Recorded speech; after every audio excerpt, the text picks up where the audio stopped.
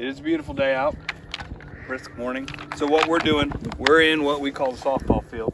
I don't know if y'all can tell, but there's going to be a backstop over there and lights and bleachers, but it's not happening right now. At least not for the last 10 years.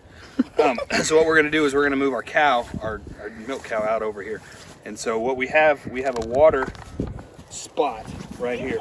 So we're going to hook her water trough up right there, but I'm setting up a temporary paddock with some fence stuff. This stuff we got at Tractor Supply. I think they were like $3 a piece or something like that. And they just step into the ground real easy.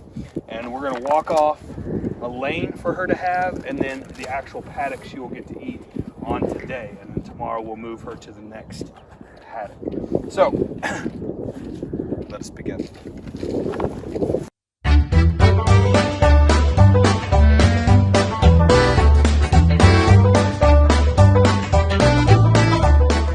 So we've done our lane. Now we're going to make our turn to actually build a paddock. And when we're using these stakes, I recommend put 2 at a corner, because if you just put 1 at a corner, as you start pulling your line, these things they are plastic, which I don't mind, because the kids can carry them around for me and I don't have to carry them, and they can put them in the ground. But just 1, they'll have a tendency to snap. Thank you. So we're going to go about 10 steps. 5, 6, 7, 8, 9, 10.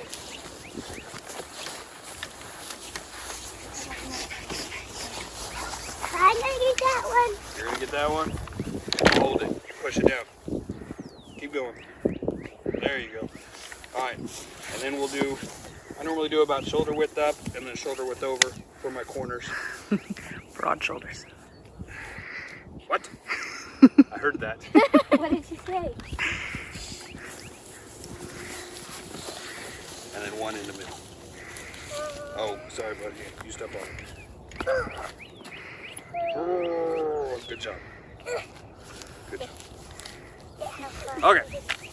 So now we have to go get back up to the Suburban, grab our actual wire, and we'll run it down the fence line over to this corner, and it'll hook onto the electric fence at this T-post. And she'll have approximately a 60-foot by 30-foot paddock for today for her to eat.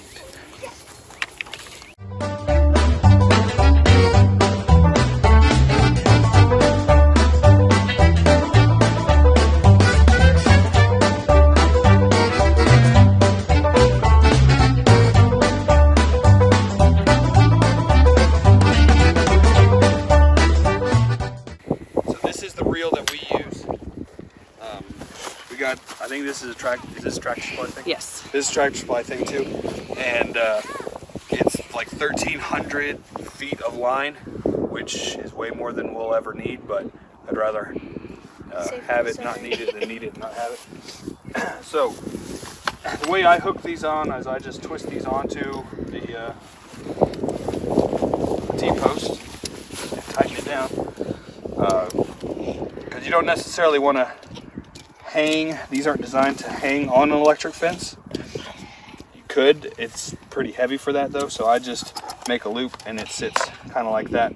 It's got a lock on the side right here, and you can flip up to unlock it, and this little red tab will actually hold it open, and so it'll spin freely. And then we just take our handle, and usually I have one of the girls will actually stand here and hold it when I do my initial stretch. Go ahead. And we click it onto the third hoop from the top, because that's about the right height for our cow. And as we stretch the line, it slides through pretty easy. I never really have issues with it. We had a bunch of ice a couple weeks ago, and the wire itself was covered in ice, which made it a little difficult, but with a gloved hand you were able to just kind of break all the ice off of it.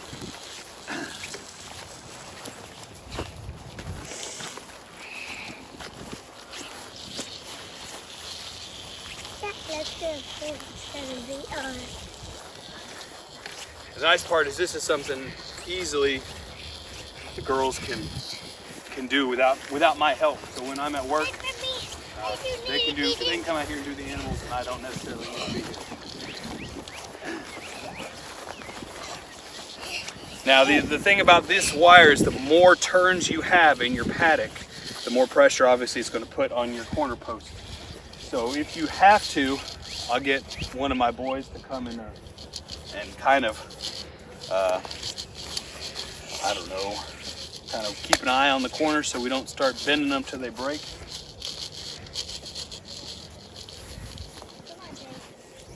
I got him. Hey, thanks. You gotta stay in here though, okay? All right. I can make it. Please don't hook that onto the fence. Always be sure not everyone's pulling on the line when you hook it up to the fence.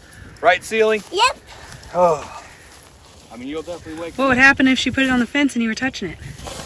Pop me. Dad, catch.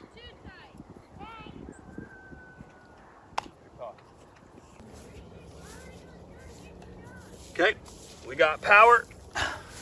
Let's go get the cow. Okay.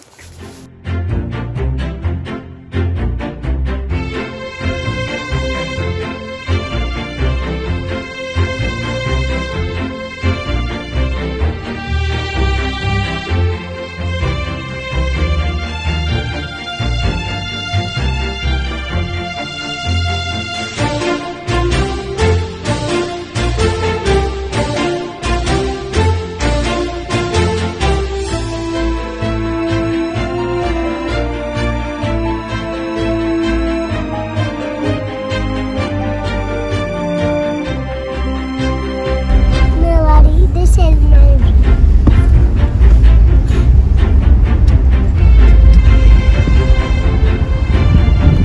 top.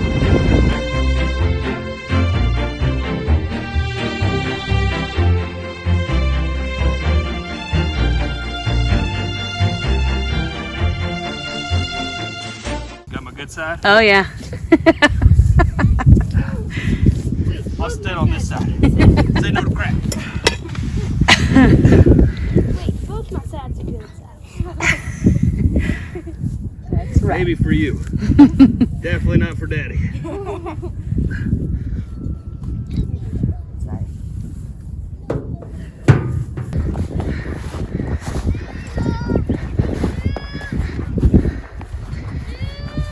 So we've given her a approximately 30 by 60 area for her to eat.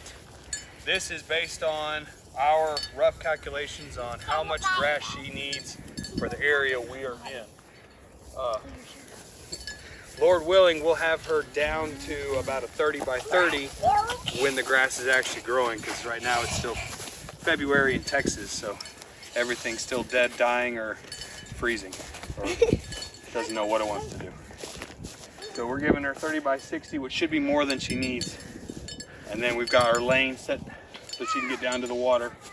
But it's keeping her out of all this so this can continue to grow and get thicker. So tomorrow we'll move that fence 30 more feet down and she'll have access to both paddock 1 and paddock 2. We don't want to leave her on there any more than 4 days though, because then this stuff will start growing all the new stuff back and she won't care so much about that side. She'll want to come eat all the delicious new shoots over here and not give this ground time to recoup. So after we move her there, we'll move her over here and then we'll go down and keep going all the way to the end of the pasture.